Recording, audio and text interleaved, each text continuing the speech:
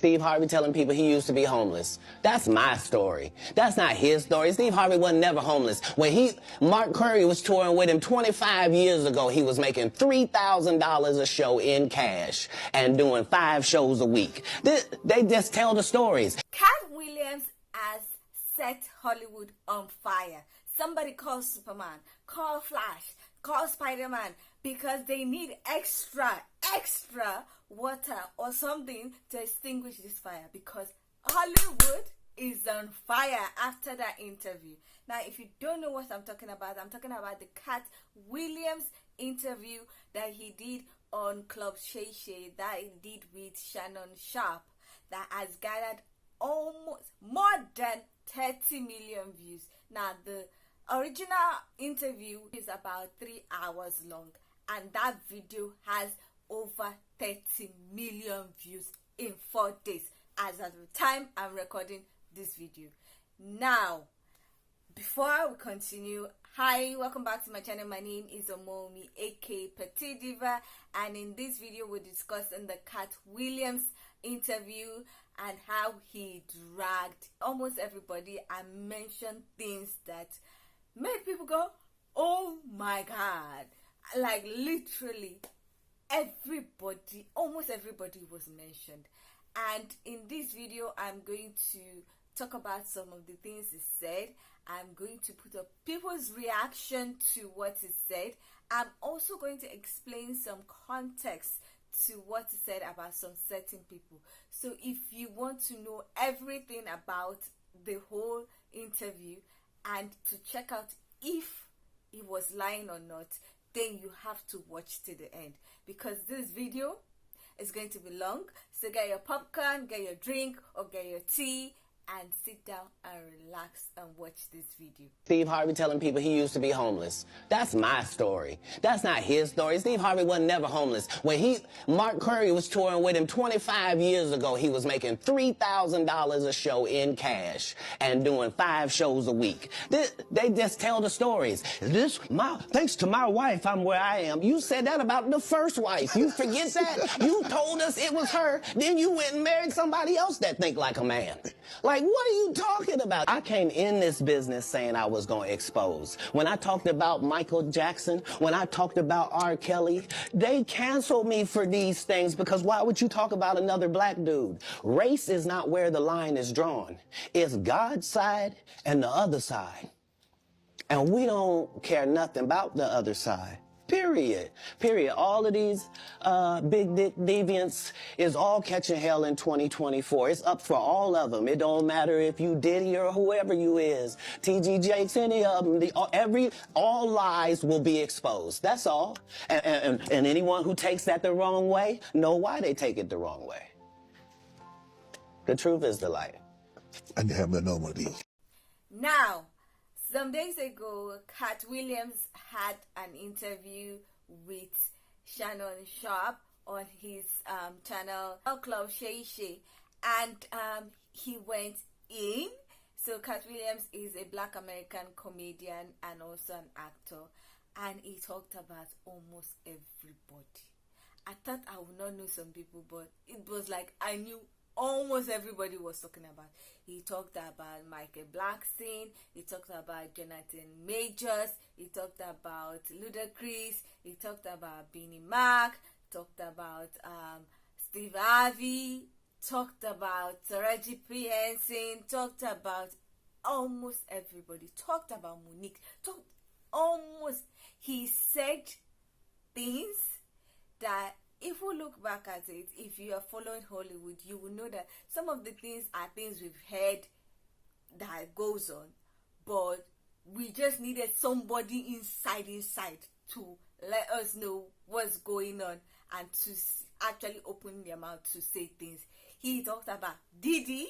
Oh my goodness. No wonder the video has done over 30 million views. And now, somebody in his team is smart. I noticed on the channel, because the video is about 3 hours long, and some people might not want to sit down with that. They might be looking for specific things that I said about specific people. So the team broke down some of the things he said. So if he talked about Ludacris, the part where he talked about Ludacris is up as a separate video. The part he talked about Jonathan Majors is up as a separate video. The part he talked about Steve Harvey is up as a separate video. So they have like almost extra like 30 mini videos that they uploaded after the main video, after the main interview.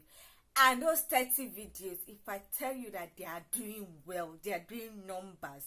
So the interview and the mini videos combined, I'm going to ballpark it as they are doing almost like 50 million views.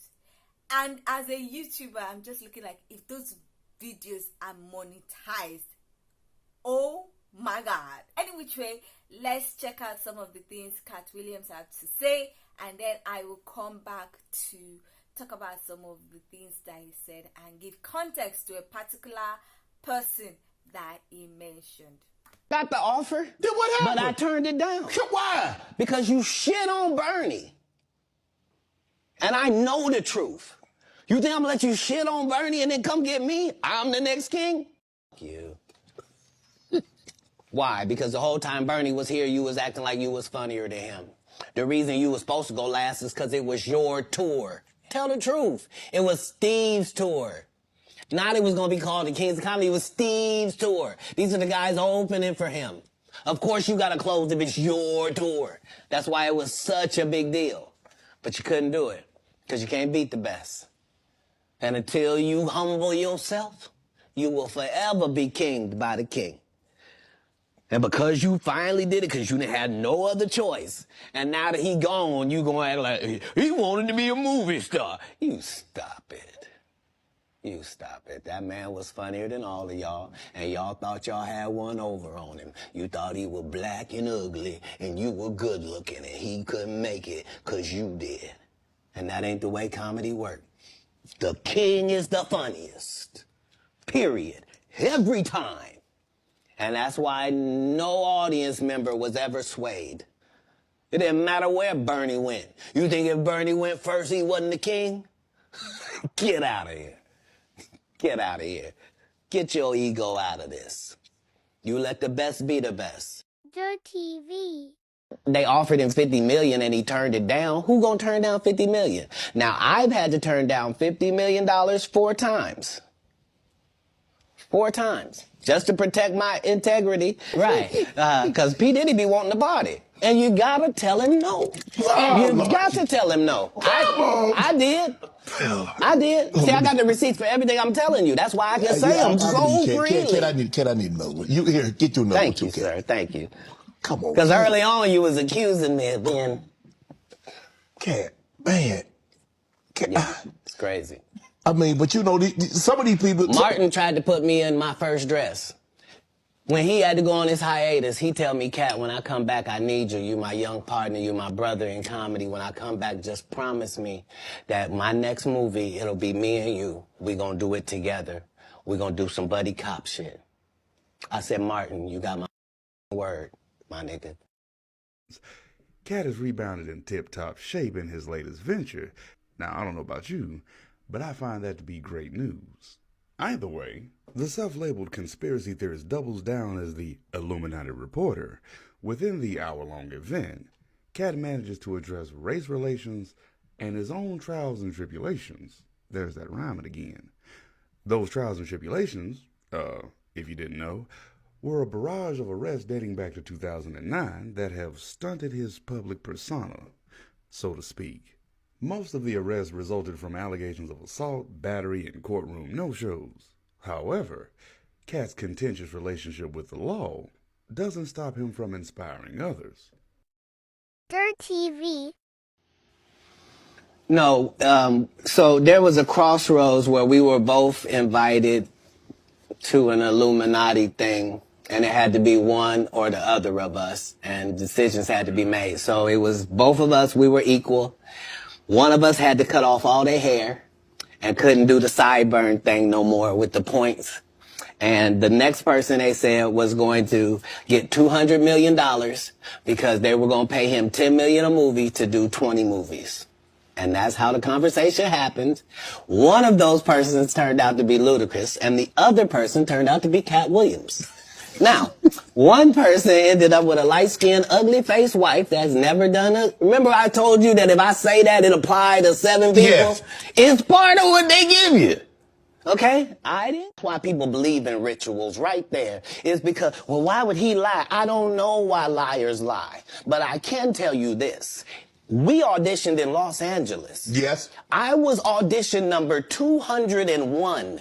200 black comedians auditioned for the role of Money Mike with me. You're saying all 201 of us was auditioning and you had already had the role and had already shot the role in 4 days? The truth of the matter is, the Money Mike in the original script got raped in the bathroom, and that's what Ricky Smiley was okay with. Katt Williams had to take the risk in front of the studios and the cast and our powers that be in his very first movie and say respectfully, humbly, guys, if we're talking about anything else, I have no credibility and I have no pull. But we're talking about comedy, right, where I have all the credibility and all the pull.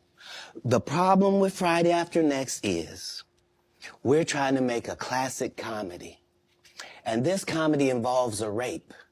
And rape is never funny, no matter who it happens to or what the circumstances are.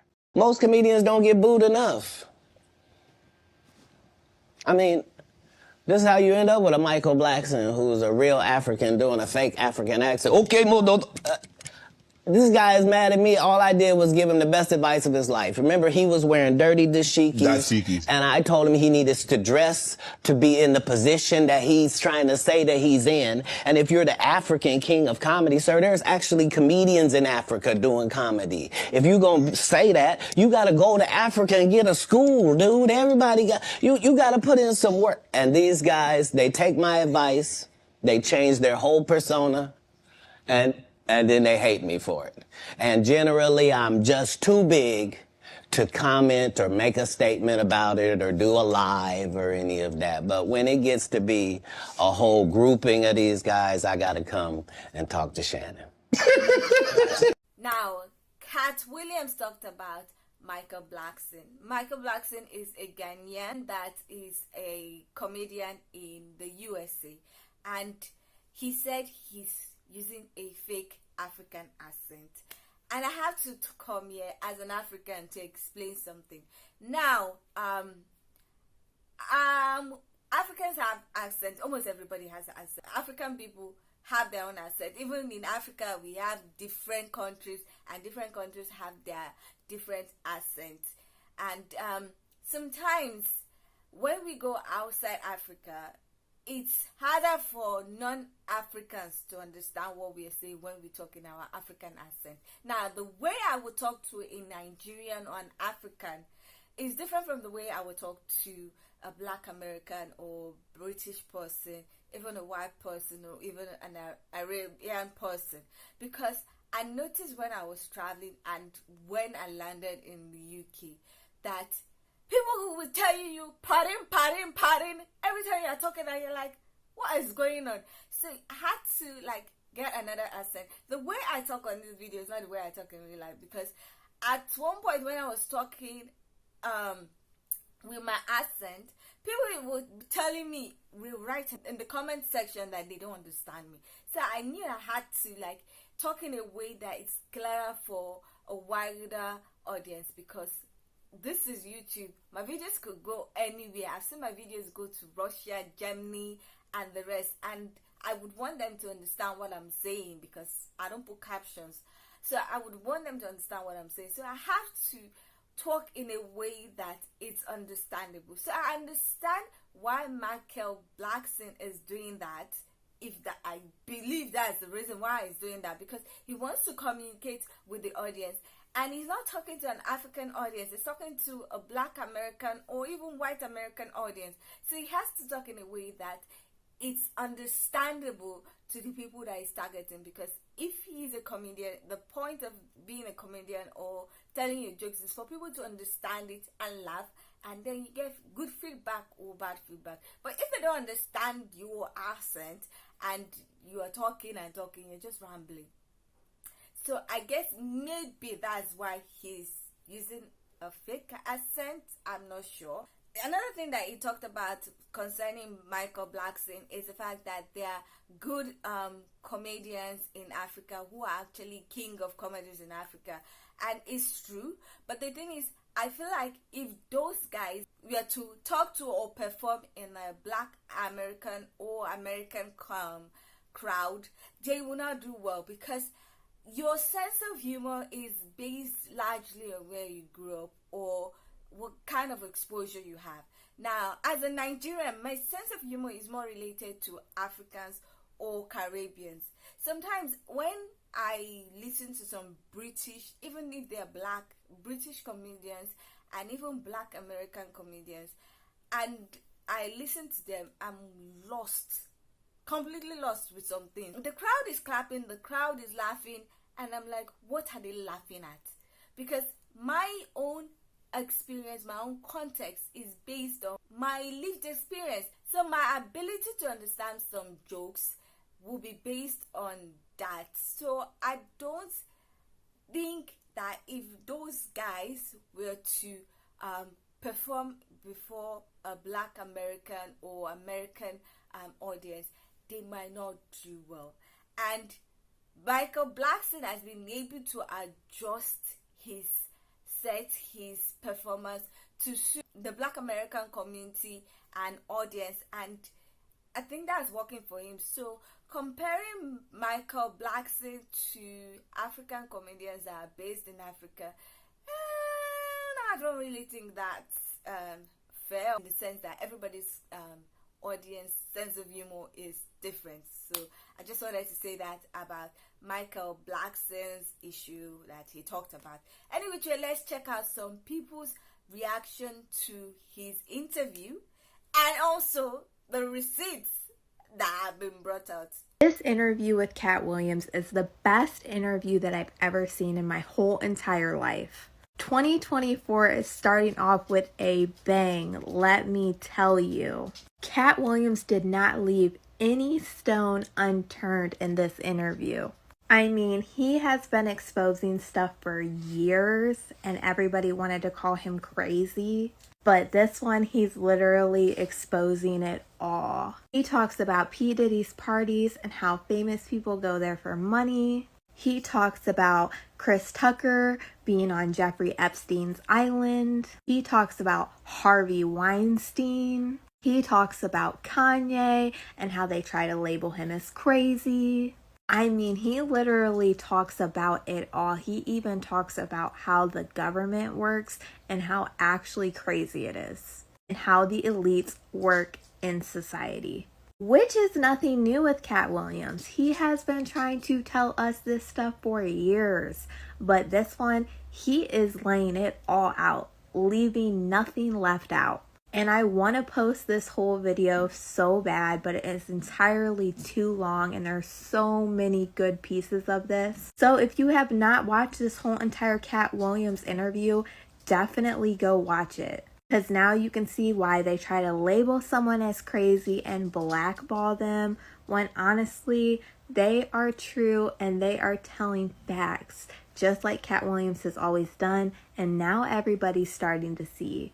2024 is starting with a big bang. Chris Tucker that we got now is Epstein Island Chris Tucker, not Smokey. Oh, Lord mercy. Whew. This statement from Katt Williams was one of the realest statements from his interview. As you can see here, Chris Tucker was on Jeffrey Epstein's flight log. He was on a flight with President William J. Clinton, none other than Bill Clinton himself. He was on the flight with Kevin Spacey. There you can see his name, Chris Tucker, Jeffrey Epstein, and Ghislaine Maxwell. And as you can see here in this picture, it's Chris Tucker with one of Jeffrey Epstein's victims. Never been Illuminati, only Illuminati, and I only left with bitches when... The power of Katt Williams is incredible. He mentioned Ludacris once once in a 2-hour and 46-minute interview. That interview was as long as the Lord of the Rings extended edition, okay? Like, that interview was so long it needed intermissions, all right? And he mentioned Ludacris once. I have never seen so many celebrities at the same time issue statements and try their damnedest to duck allegations as they did from this entertaining ass. I want to be on the record here. Katt Williams' interview was a comedy special, all right? That was a comedy special. Shannon Sharpe sat there, and he basically just did church backup. Wow. Damn. Katt, that was all he did for 2 hours and 46 minutes. Everyone keeps calling it an interview. It was not. That was a comedy special. It was like Eddie Kingston addressing his enemies, okay? It was 2 hours and 46 minutes of allegation after allegation put in the most comical, humorous way possible. And of course it was comical and humorous because Katt Williams is the GOAT. He was a man. I want you guys to think, this man did stand-up in GTA 4. I did stand-up for 20 years, all right? I've been slowly starting to get back into doing it. Katt Williams put on a mocap suit and did his act for nobody in a room of nobody. And it was still better than most of the specials y'all put out on YouTube. I'm just throwing that out there, okay? Every one of these motherfuckers out here who put out their comedy special on Netflix, oh, what's your comedy special? It's called Triggered. It's called Canceled. Katt Williams put on a mocap suit, stood in an empty room with a bunch of engineers staring at him from behind a booth, and he did his act as if he was in front of a fucking arena and mentioned how Liberty City had no dogs. And it was the funniest shit that I've ever watched on a PlayStation 3. I'm just throwing that. The man is the GOAT, and now all he did was mention Ludacris, Illuminati, and weird wife in the same sentence, and Ludacris appeared back in the studio for the first time in damn near a decade. Katt Williams' interview is taking me out. Like, I'm just so glad someone's finally articulating what's been in the back of so many of our minds. Like, number one, stop idolizing celebrities. You don't know them. They don't know you. They don't care about you. But you guys are like the first ones to run and sell their products out. For what? And also, we look at certain people and we're like, oh my God, they're so famous because they probably just worked so hard. But if we're learning anything from what Katt Williams is saying, it's that hard work is not the key to success alone, okay? Sometimes it's the connection mixed with what you're willing to say yes to, like maybe sucking a little pain. Then the other part of me is just disgusted at the idea that there are so many talented, hardworking people that do deserve the recognition and flowers and don't get it because they prioritize their integrity. Even the stuff Taraji is saying where she's like, she's been in the game. She's been working hard, if not harder than the rest, and she still gets a fraction of what her white male counterparts get. Like, something's got to give. This industry is weird. This industry's fucked up. And that combined with the Epstein stuff, the Diddy stuff, y'all, we gotta chill with supporting these people because they don't have careers unless we give them the careers. Your hair is kind of... That joint was Because sometimes when you're doing an interview and the guy gets so comfortable, he starts saying some things. Right. That, I mean, he starts. And that's the thing, Gil. I'm cool with Steve Harvey. I'm cool with Ricky Smiley. I'm cool with Said the Entertainer. I'm cool with Kevin Hart. I know Michael Blackson a little bit, but I don't know him. I don't have his number. But I'm a lot of the people that he Earthquake, Yeah. my dog. I told her Quake all the time. Yeah. Now he's the guy that I talk to more than any of those guys. But do I have conversations with Steve Harvey? Absolutely. Have I talked to Kevin Hart? Yeah, been to Kev's house, checked his car collection, and just saw him at an event the other night. So I have a personal relationship. I'm not saying we boys, they come to my house and I go to their house, but we have a friendly relationship that we cool. And so my thing is, I'm like, well, that's the hardest part because he's saying things about people. And I'm like, man, I say the best thing for me is just to be Switzerland, stay neutral, ask the questions, and then I'm going to let the viewing audience, I'm not taking a side, I'm going to let the viewing audience take their side. Cedric has already responded. Michael Blackson has responded. I'm just watching that Katt Williams interview in totality, y'all. My first thought is that the brother knew exactly what he was talking about a lot of parts in history. Did we really forget that Mr. Curry had his own show before Steve Harvey had his same show, the exact same show? But also the part about Kevin Hart being punted out of nowhere and being an industry comedy plant. Say what you want, man. Katt said a lot of interesting things that I never thought about that I definitely must say is true. No matter how you feel about it, that interview that he gave was legendary. Unfiltered, unapologetic, and simply honest. Katt Williams' interview really helped me to realize that they always label the truth tellers crazy every single time. This is how people really do you when they gaslight you and they do like this smear campaign and they make everybody think that you're crazy, you're delusional. She's just, oh my gosh, she's messy and she's whole time. Out of everybody in the room, I'm the truth teller. When it all hit the fan, I'm not gonna be a liar. I might be a little crazy, but a liar. You're not going to be able to label me that. You're not going to be able to label me that. Every single celebrity, every public figure that we have seen over the years do interviews that have been labeled as crazy have been genius and have been truth tellers. Every single one, with the exception of a few. I can't even think of the few that are not truth tellers that were labeled crazy, but pretty sure there's some in there. Majority of them, truth tellers. Think about that. Just think about it. Just something to think about. If I send you this, just know that I'm about to empty the clip. Katt said, try Jesus and not him. And I'm going to tell you what. Everything that he was saying about other people, I believe him. Now, the shit he was saying about himself, obviously, I don't believe it. The reason why I feel like Katt not really lying is because outside of all of the internet investigators coming forward with receipts to support his claims, every single person or almost every single person that he spoke about has felt the need to come forward and make some kind of response, some kind of comment. If he's so crazy and he lying, then why are y'all coming forward? Like, Ludacris, baby, we ain't heard you rap in 11 years and all of a sudden you in the stew. Faison Love look like he work on cars all day and drink E&J. I do not care about anything you have to say when I know that you lying to somebody about the condition of that catalytic converter.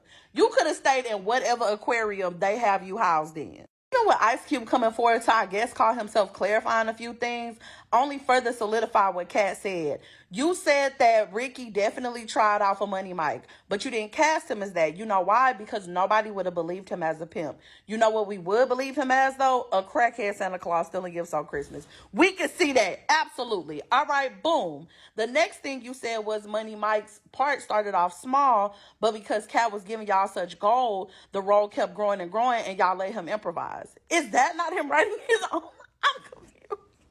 I'm confused, and it's almost comical. Like, even the other part where he was like, he doesn't put grape and stuff like that in his movie, but then you immediately refer to Players Club? Players Club? Are you fucking for real? Like, we all know what happened at Junior Bachelor Party. It was heavily implied. Even though you didn't show the physical act, you showed everything leading up to it, everything afterward that let us know what happened was indeed what happened. So that makes us know that what he said about the original version was really, like, what? If it's anything I took from this interview, it was this. This was gold right here. I done already told you, I'm one of the richest people that ever lived. Yes. Only in the fact that when I wake up in the morning, no matter where I am, I don't need nothing. That's good. Whatever I need is right around me, and whatever I don't have, it's only just because I don't have it. It's not because I can't get it. All I gotta do is want it, and it belongs to me. So because of that, because I'm favored by God, like when I see people's wives and stuff, I don't even look at them. You know what I mean? Like, I don't want to look at nothing I don't want to have. What? Because I know how blessed I am. If I look at it, I got it. Yeah. That man knows something. I don't even look at things I don't want because if I look at it, I'll have it. That's how favored I am by God. Be careful what you're looking at. Katt called me from the theater. Like, okay. He like, I'm gonna kill that nigga Cedric. I said, why? He said, nigga, I'm at the theater right now, and the nigga is doing my joke. I'm like, nigga, you bullshit. I said, the joke when you in the car, and the music's so loud that you can't hear the engine turn off. He said, nigga, yes. I said, Katt. He said, now I'm going to the improv, my nigga. I'm going to kill that nigga. I said, Katt, listen to me. I said, listen careful. That's a blessing. I said, nigga, everybody gonna know who you is. That nigga Cedric finna put you on. He probably finna get you some money. Nigga, humble that, take that. It ain't like he stole it. It's like the nigga embracing you, nigga. You pay homage. I said, nigga, you young, nigga, we finna be on. I looked at it from that point, right? Katt like, nigga, I'm glad you feel that way, nigga, because he's doing your shit too.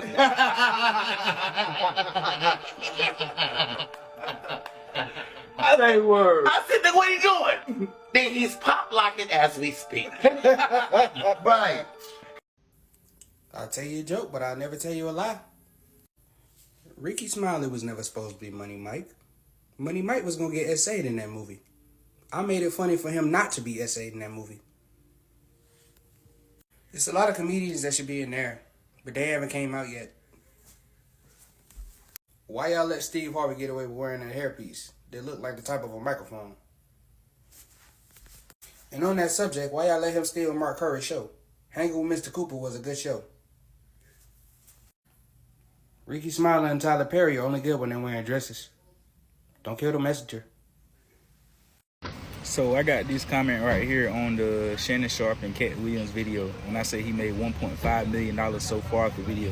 Now the video has almost doubled from when I posted that video. So now he's possibly around 2.5, maybe even $3 million off the video. It surpassed 20 million views. And a lot of people trying to say in the comments, oh, he didn't make that much, this, that, and the third. You don't make that much from that many. But you only know about TikTok. You just now started really knowing about influencers and content creation when TikTok came around. And TikTok pays the least. You get 1 million views on TikTok, that's like $1,000. But in the interview realm of things, or if you're doing podcasts, interviews, talking about money, finance, like I do, stocks and all that, I done had a nice size check off of YouTube, so I'm already knowing what's possible and what's out there. But anyways, when you doing certain things, some people, you hear somebody say, I got 15 million views and I ain't get paid up but $100, $200. Cause what the hell was you talking about? Probably a 30-second video about some bullshit that just happened to go viral. Wasn't intentional at all about it. This is very intentional. Interviews, podcasts, I know exactly, I know it's about to garner views. So anyways, they said, how much do I think Katt Williams made? Katt Williams didn't make anything. He's not looking for anything. That's why it took him so long to do it. He was money hungry or wanted the money from an interview because he was quote unquote broke like other people trying to call him, which he's not. He get a lot of money off the back end. He on the road doing shows city to city in rural areas, unlike Hollywood stars. They scared, or not even say scared, they don't go to places that Katt will go to. Katt still getting that back end money, that money from people, like everyday people. Them Hollywood people, they getting big checks, cutting deals with the devil, getting 50 million, 100 million, this, that, and the third. Katt, he'll make his 50 million, but he had to get it piece by piece by piece, show after show after show. They get it in one big check. Makes sense. God really have Katt money though. That's godly money. Anyways, what did Katt make off of this though? Katt didn't make anything from the interview. What Katt done with this interview is recreate himself. And when he recreated himself, he basically is, and I want to make another video about that as well to help other people out with what I'm about to say with that, but I'm gonna wait for it to say it. But he recreated himself with this video, right? Meaning he got 20 plus million views. All eyes is on him. It's 333 million people in America. 10% of America, because this video will get 33 plus million views, which would be 10% of the entire American population. So that's huge, and it possibly could go on to do even more. And he get 20% of the world attention. That's just going to be insane. So anything he touches or do afterwards is going to be more expensive. His show's more expensive. He going to be selling out everywhere. So it's like if And that's what makes the price go up, because I got 1 million people wanting to come see me, but only 100,000 of them can come see me. So what do you do in that case? You raise the ticket prices. So the ones that really, really want to go, they're going to pay it to go see him. So now he is in demand. He's back in rotation. He's back in the public eye. Here's something else that Katt Williams said in that interview that's definitely coming with me in my 2024 toolbox. And if you're new here, I'm a Mira Corporate VP, and I teach professionals how to transform their careers by speaking, thinking, and moving more confidently at work. And he said, when they see me, they realize I'm much bigger and that I have far less play in me than they would like, and I'm relentless. This exact emotion is the emotion that most Black women, especially us high achievers, feel when we walk into a new environment in corporate America, because they realize that you are not here through tokenism. You are not here because someone did you a favor. You are here because you are equipped with the intelligence and the skills to do the job better than most of your peers. And they don't see you coming. And when you walk into that room, you are much bigger than they would like. And they will take every opportunity to try to diminish your intelligence and break you down. They will be sitting in the wings waiting for you to slip up so they can exploit you. But you got to remember, you got to be relentless in your pursuit. Relentless. Don't back down. Stand your ground. Keep your receipts and keep climbing. This is the greatest interview I've ever seen in my lifetime. This man said 3 hours of controversial statements. Everything came out to be true. You find me another interview where somebody sat for 3 hours and not only did they not lie, but there's proof on every single thing they said. Social media gurus, while the interview was being taped, was fact checking and then finding the proof of everything he said. Everything he said was true. Ricky Smiley in the dress in First Sunday. Steve Harvey stealing the jokes from Mark Curry. Kevin Hart wearing the dress. Tory Lanez and Megan. Cedric the Entertainer actually not being entertaining at all. You know how many times I was watching that interview and I had to pause and be like, he's not lying. And it's like he's not trying to be the villain or the hero, because he's talking about people that we're fond of and people we're not fond of. But it's the truth nonetheless. He was saying motivational comments. He addressed the point that Friday After Next should not have a rape scene in. He addressed the situation of rape. The reason why I also say it's the greatest, do you know what that show is finna be now? This is on the show of somebody that used to be a former NFL player that we're all now fond of, Shannon Sharp. That show is about to be the pinnacle of celebrities coming and saying their piece, bro. I guarantee you, after Katt Williams, that show is gonna have a plethora of A-list celebrities coming on that show. It's gonna be must-see TV from now on because of Katt Williams. I might tell you a joke, but I'll never tell you a lie as a person. Katt motherfucking Williams, bro. Now hearing that Sid stole Katt Williams jokes, this shit right here, it's a little different for me, dog. I ain't gonna front. In recent interviews, we learned about the internal beef between, well, the issue that Steve Harvey had with Bernie Mac, which I don't even know why. Like, Bernie was the funniest guy regardless. Like, I don't care what nobody say. But some things, like their interactions now, make a lot of fucking sense. Remember when Bernie Mac went off about how network TV was afraid to cast him and all that shit? Maybe it had something to do with Steve Harvey saying something to his ass about how he's on TV and Bernie wasn't. Remember they made some NBA references? Cedric the Entertainer said he was Avery Johnson, a nigga that wrote on the coattails of David Robinson and Tim Duncan. And Steve said he was Gary Payton, you know, the glove, defensive nigga. That means Steve Harvey was a ass nigga and was not trying to let Bernie back. Now, this interview made me go, oh my goodness, Hollywood is something else. Now, the whole backbiting and stealing people's thing is just somehow. And I don't understand a lot of it because I'm coming from an healthcare background. You cannot steal knowledge like that. You cannot steal my space. Maybe in leadership or management, people can do and undo. But a good doctor, a good pharmacist, a good nurse is a good nurse. You cannot steal it. You cannot fake it. You cannot be planted. So some things that I see in the entertainment industry, I'm like, what? A good person should be able to progress without having to do certain things. You should, even if the person is not at the top, the person should be able to get to a standard that is high. Taraji P. Henson was talking about them not paying her what, despite the fact that she has been doing a lot of things that are heavyweight. That every time she goes to the negotiation table for a new movie or something, she has to start from scratch. She has to fight to even get half of what she is supposed to be worth. And for healthcare, in the healthcare world, no matter how, if you stay in a particular place, you would move. Even if you have enemies within you, maybe you might not get to be the head of the department, but you will still move most times. But with entertainment, it's just something else. There's so many backbiting, there's so many fighting, there's so many betrayal. Like recently something happened in Korea. One of the actors that acted in the Oscar-winning film Parasite unalived himself because of some false allegation and the rest.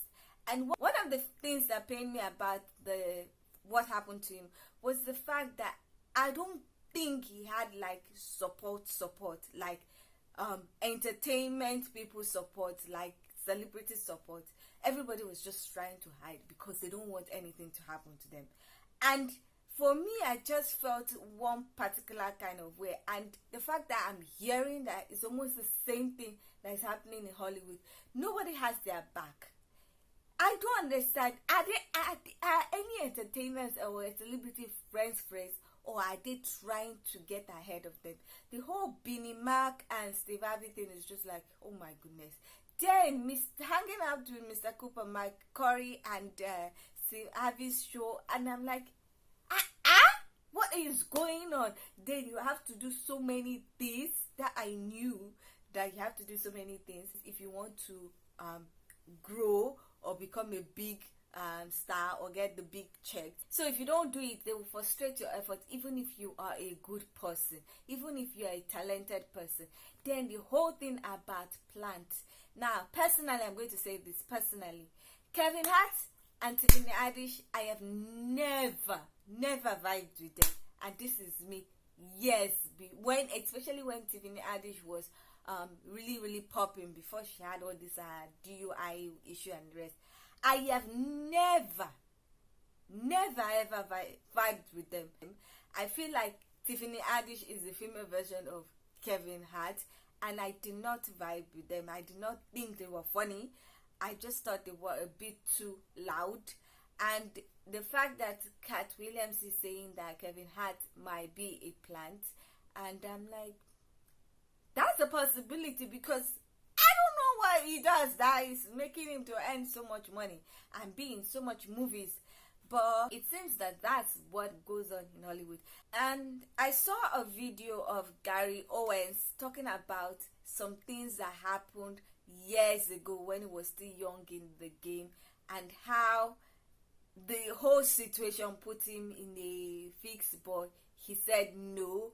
He kind of complimented some of the things that Katt Williams said, that if you want to get to a high place or get some money, they might tell you to do some things. He said he was approached to do some things, and he was like, no, I don't do that. I like women. And I'm like, man. Number one job of somebody that sold their soul in Hollywood is to act like it didn't happen. They all do the same job. Why do you think Gary Owen can't cross over, and he already white and been in comedy for 25 years? I'm not going to get into it, but I've been, I was in an awkward situation one time where I can't say for 100% this person was trying to make me do something, casting couch type deal, but it felt like it. And I was like, is this that point where I've always heard, would you suck for $1 million? And I was thinking to myself when I was in this office in this room going, well, this is I'm about to answer this question. And the answer was no, I wouldn't. So now I listen, I can't say for 100% that's where it was going, but it felt like it. It felt like it. You got to be in the room to feel it. And I was like, oh, this. And we are still dealing with Kristen Keith's, allegation that he said. And the whole thing is just tumbling up and down. And what is it in that Hollywood? I watched a video of somebody, and somebody said, let the Hollywood burn to the ground. Let it burn to the ground. They let everybody start from scratch. Let the talented ones actually get the limelight. And everybody, if you don't get your spot, you clap for the person. You not try to bring the person down, because what is Steve Harvey trying? What was Steve Harvey trying to do? So he wanted to replace Benny Mac in that Ocean's 11 movie. Like, and you're supposed to be buddies. Okay. Oh. Anyway, this interview was explosive. It revealed a lot of things that I've heard before, but I've never seen anybody from that community actually just blow it like the way he did. And the videos are doing well. So almost 45 million views combined. I'm sure it's almost going to be 50 million in the next 24 hours. And people are seeing what is going on. Hopefully this would help truly talented people get their spot, because it is unfair when somebody is a plant doing all the things that are not morally right, in my own opinion, and is getting ahead, and then people who have the talent, who are putting in the work, are not getting their due recognition and the money that they deserve. One thing I hate, and I say it, one thing I hate is to put in the effort, do things the right way, and not get results. It's very, very frustrating. And then you now see somebody that is not putting in the effort, that is doing all kinds of things, succeeding, and you'll be like, God, where is your face? Why is this happening? And it's kind of discouraging. I'm so happy for him that even with all the things that have been done to him, Katt Williams is contented with the things he has, and he's willing to put in the work to get things that he wants, and not willing to do any funny hanky-panky to get it. I saw somewhere where they said he does live shows from city to city, and that is incredible. Also, I hope that this interview will get more people to go and see him, so that he can get his coins without having to do anything, and also build his craft. So this interview was really eye-opening, and I hope it helps a lot of people, especially in the entertainment industry. So what are your thoughts about the whole explosive interview that Katt Williams did? What did he say that you actually agreed with, and what did he say that you did not agree with? Do you have anything that can support some of the things he said? Have you heard some of the things that he said? Have you heard it on the ground? Have you seen it? What do you think about the whole interview? Do you think the whole interview is going to destroy his career, or is going to push him up and make people to stand up and stop doing things that are not too nice? And anyway, I would love to hear your thoughts about the whole situation. Please leave your comments in the comment section. I would love to read your comments and also reply. So if you like this video, please give it a thumbs up. If you are not yet subscribed and you like videos such as this, please consider subscribing by clicking on the red button that says subscribe, and don't forget to click on the bell notification icon by its side, so that you're notified anytime I upload videos. Now, with all that said, thank you so much for watching. I hope to see you in the next video. Bye.